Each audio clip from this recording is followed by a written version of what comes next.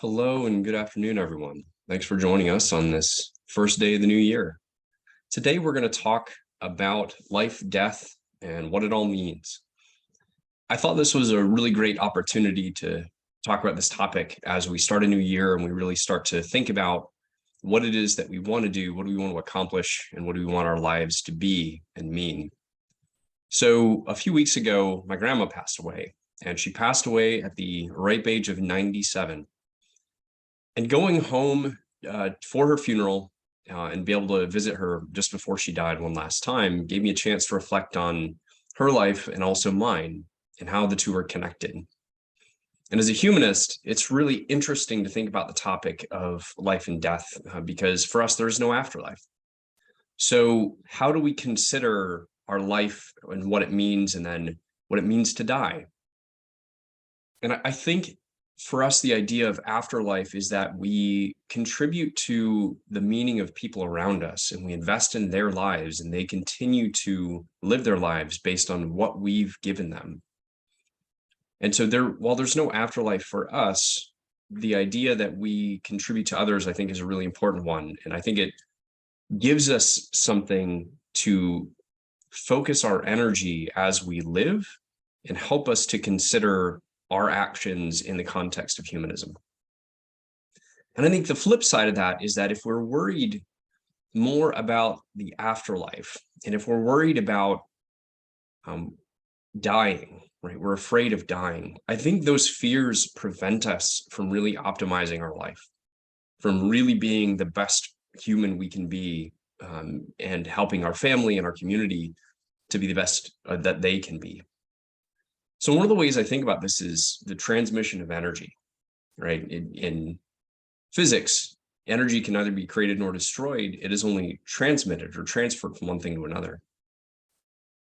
So one of the ways I think about this in humanism is that we don't really, our energy, right? The energy that is us never really dies in a sense. It only transfers from you to the next person, whether it's your children, your family members, your church, your community. And that's a really powerful concept. And if we think about that, we realize that what we invest our time and our energy in are going to continue to live on as humanity lives on, because that's the whole point of humanism. And so instead of thinking about, well, what does this specific thing mean that happened to me, right? What does it mean that my grandma died? What does it mean that something bad has happened to me?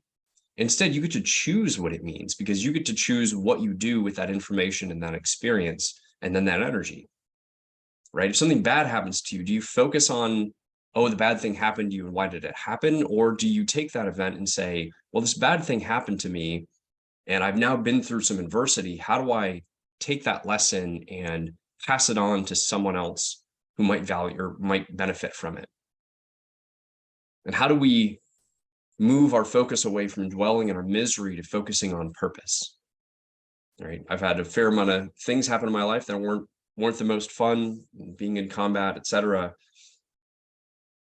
But what I've learned from those things is that life is actually pretty amazing and that it could be a lot worse. And it's helped me to be more positive. And so I try and bring that positivity then to others. Now, there was a guy named Pascal. Some of you may be familiar with him. And there's a thing called Pascal's wager. And the wager was the idea that if God exists and there is an afterlife, well, then a rational person may want to bet on believing in God, because that would then grant them access to the afterlife, right? And that was at the individual level, a person would have some finite loss, right? Some lack of things that you would do during your lifetime, but for an infinite gain in terms of eternity in heaven.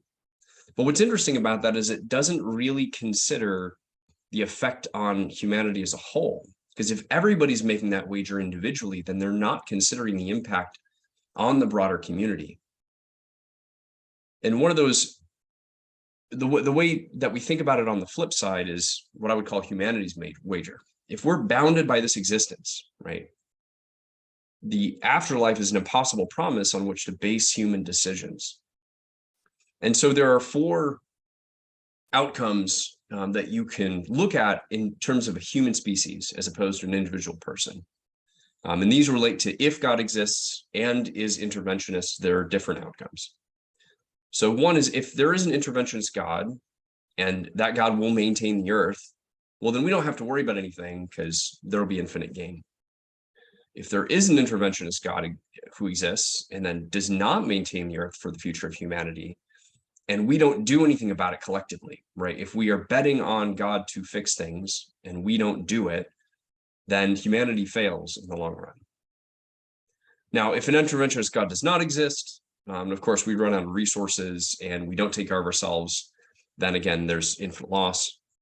But if there is no God, or a God is not going to intervene, and we choose to dedicate our time and our energy toward building humanity, well, then we win.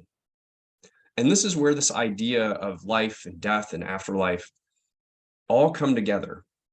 Because in the long run, if we don't collectively exert our will, invest our energy, build a better future, then humanity loses.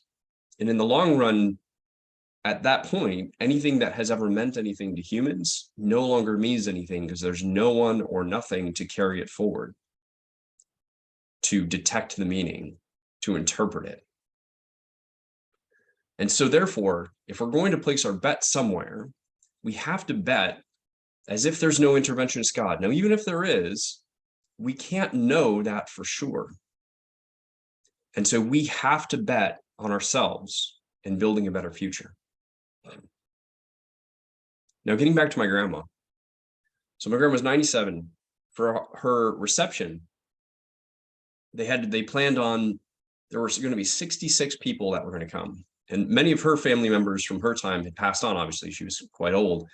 But there were that many people that wanted to show up to remember her.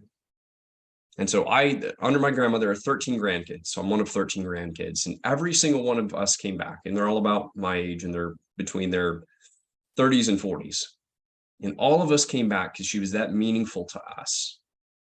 We all remember going to play at her house, sledding in the hills behind her house, eating raspberries from the bushes that she would grow with my grandpa, that we learned about adventure and independence. We learned about fun and family.